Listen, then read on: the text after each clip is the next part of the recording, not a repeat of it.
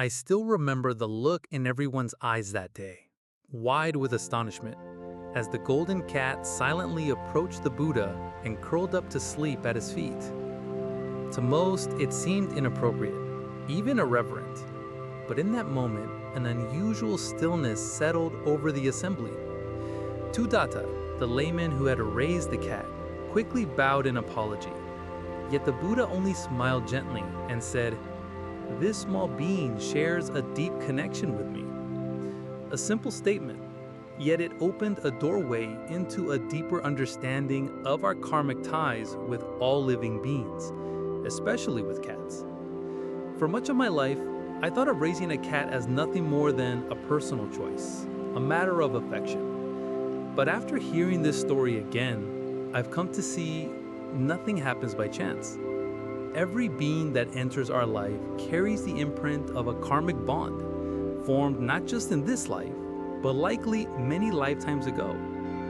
When I look at that golden cat, I see not just a companion, but a soul who may have returned, not out of wrongdoing, but out of unresolved love, or a lingering attachment left unfinished.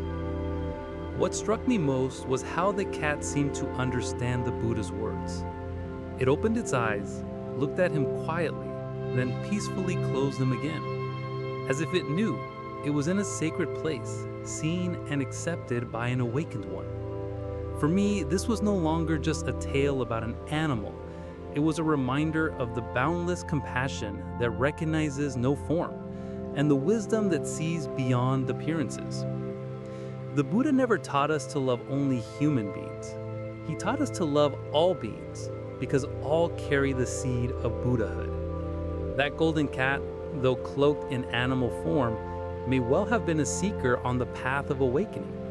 And perhaps, even in that restful sleep, it was still listening to the Dharma, with its heart wide open. As the golden light of dusk fell gently over the bamboo forest, the Buddha began to share the origin of a mysterious karmic connection between cats and human beings. He didn't speak in lofty terms or abstract doctrines. Instead, he guided us back through time, to an age when people were overwhelmed by famine, their crops ravaged by swarms of mice. And just when hope seemed lost, cats began to appear. No one knew where they came from, but their presence felt like nature's quiet answer. They saved the harvest, guarded the food supply, and little by little, they found their way into the human heart, as if fulfilling a promise made long, long ago. As I listened, I couldn't help but think of my own cat. It came into my life unexpectedly too, and somehow became an inseparable part of my everyday existence. I fed it, spoke to it, cared for it like a true companion. But now I see, our bond didn't begin with this life. It was the continuation of a connection born in previous lives, rooted in the unseen currents of karma. The Buddha once said that cats carry within them a paradox. They are affectionate, yet independent, soft and loving, yet silent and unknowable. I've watched my cat sit in stillness for hours, mesmerized by a falling leaf, or wander the night as if lost in a meditative trance. Perhaps that's why we find them so fascinating. They reflect something hidden within us, a quietness, a mystery, a spiritual depth we often forget we possess. And then it struck me, cats don't come to us just to be loved. They come to teach us how to see, to respect what's different, to slow down and listen. Beneath their gentle form lies an entire world, subtle, sacred, and invisible to the hurried eye. If we can meet them with presence, with mindfulness, we just might discover something profound, not only about them, but also about ourselves. When Venerable Nanda asked the Buddha about the karmic consequences of raising cats, the Blessed One didn't answer directly.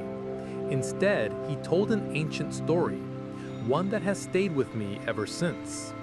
It was the story of Kasyapa, a monk who lived in solitude deep within the mountains. One day, while walking through the forest, he came across a wounded mother cat. Moved by compassion, he brought her back to his hermitage and cared for her with deep tenderness until she recovered. To his surprise, the cat later gave birth to 6 kittens, and without hesitation, Kasyapa decided to keep them all. He built warm shelters for them, shared his meals, and kept them close during cold nights. Over time, the cats became a part of his daily life, but with that, something began to shift. His meditation grew shallow. Instead of diving into silence, his mind filled with worry. Had the cats eaten enough? Were they safe from snakes? What started as compassion slowly turned into attachment. And here is where the lesson unfolds. The Buddha made it clear. It is not the act of raising cats that binds us, but the clinging heart behind it. Even good deeds, when driven by attachment, can become obstacles to freedom. I reflect on that deeply. How many things in our lives do we mistake for love, when in truth they are chains? How many relationships, pets, emotions do we refuse to let go of because they comfort us, fill a gap, distract us from facing our own fears? The story of Kasyapa does not condemn love. It reveals something subtler, that love without wisdom becomes bondage, that our karmic ties aren't always forged by harm, but often by care that clings, by compassion without clarity.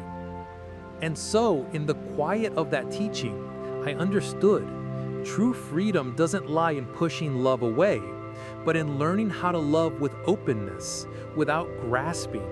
Because even kindness, if we're not mindful, can quietly become the very thing that keeps us from waking up.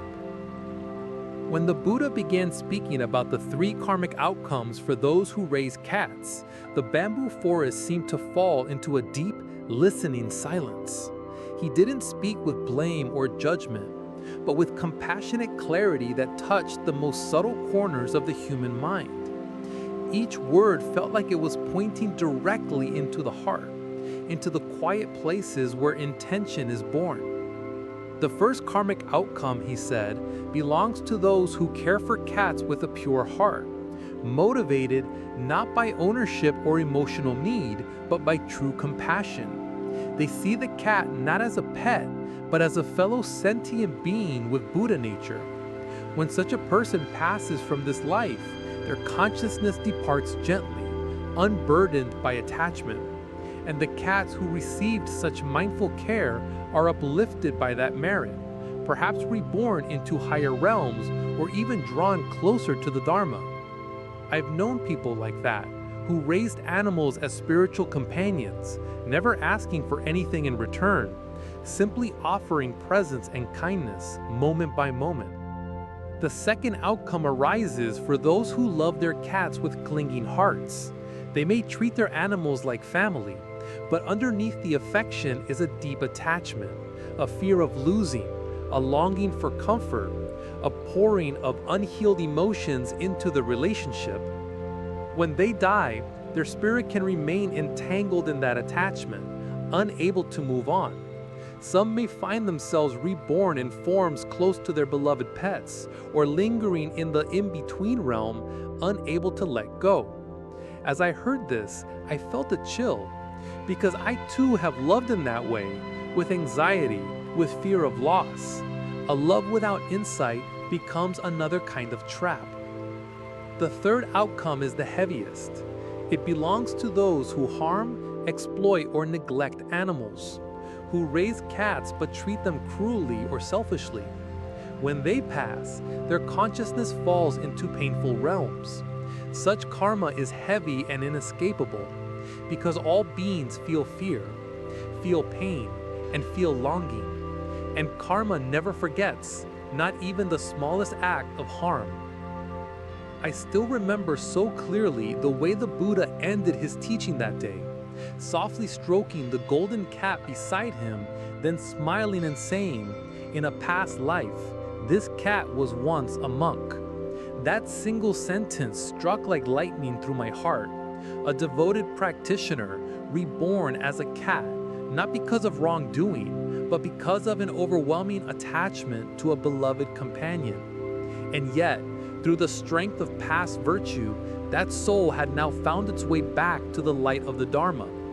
It made me realize karma is not fixed.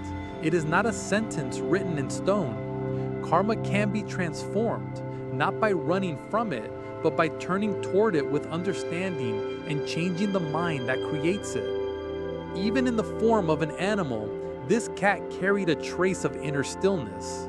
It lay there calmly, causing no disturbance, listening to the Dharma like a small disciple lost in meditation. Proof that nothing is wasted. No one is ever truly left behind. I turned inward, remembering moments when I had let frustration spill onto my own cat. Times I had ignored it out of busyness or treated it as a decoration in my life rather than a living being. Now I understand. Each gaze, each nudge, each quiet moment together was an invitation for me to cultivate patience, to soften the heart, and to practice letting go. Letting go does not mean leaving or rejecting. It means loving with wisdom. It means seeing every relationship, whether with a person or an animal, as a sacred mirror, reflecting our inner attachment and giving us the chance to free ourselves.